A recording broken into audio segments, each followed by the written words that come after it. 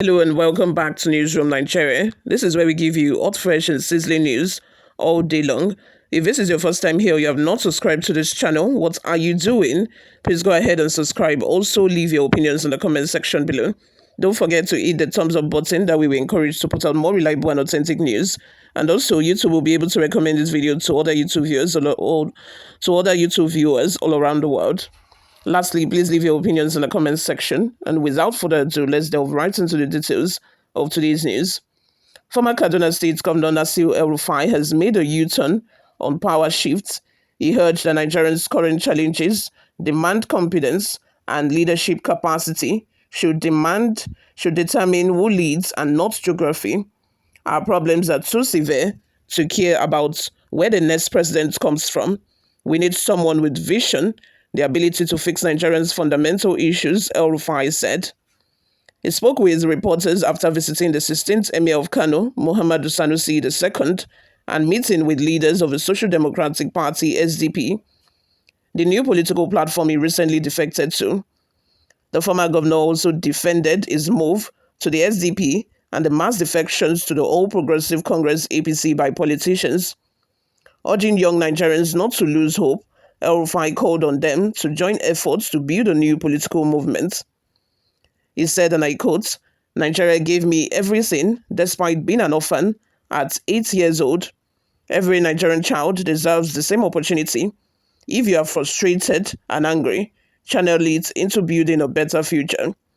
We must not abandon Nigeria to corrupt politicians and their godfathers." On insinuations that his defection to the SDP was born out of frustration, he said those who believed such needed to understand that he had no more personal ambition to pursue, having served Nigeria at the highest level as a minister and governor.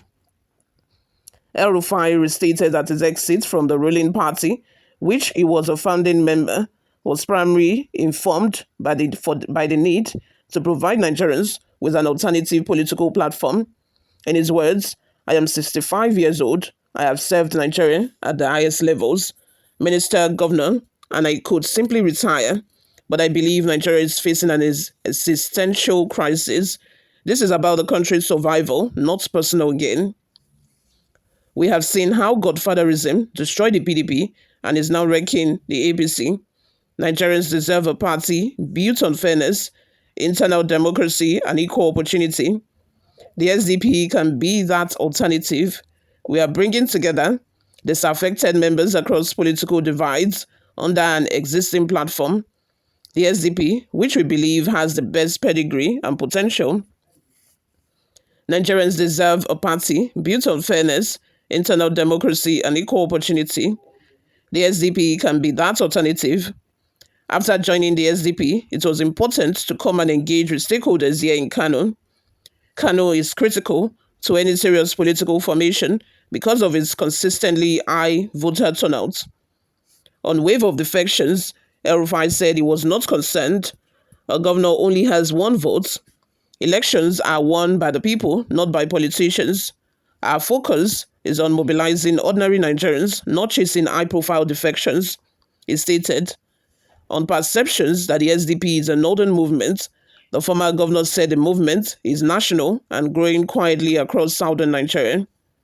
We are seeing northern energy because we are currently in Kano, but I have been engaging leaders across Lagos, Anambra, and the South-South. Nation building is grassroots work, not media shows. You will see the results when the time is right, he noted. He also confirmed ongoing coalition talks involving 5 major political groups aimed at forming a strong opposition movement under the SDP. It's a broader national movement for disillusioned Nigerians.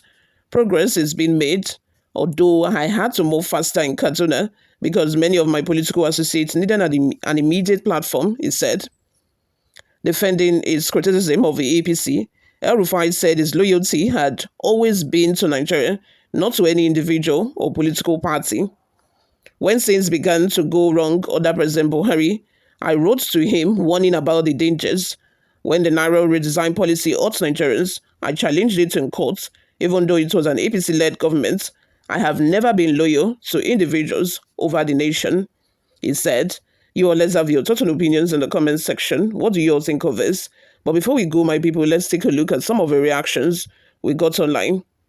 The first comment here comes from Pasi Chinedu says, when they are no longer in power, they become wiser. Funny jokers.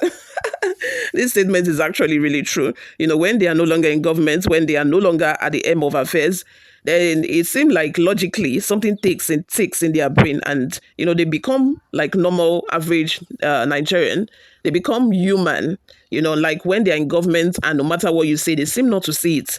They argue and say, "Oh, the government is doing well," whereas the people are not even feeling the impact. But when they are no longer in government, it seems like their brain, starts to work properly. Peter Benedict says, nonsense talk. You brought us the Muslim tickets after three experiments. After experimenting it, I think this person meant, in Kaduna with your stupidity.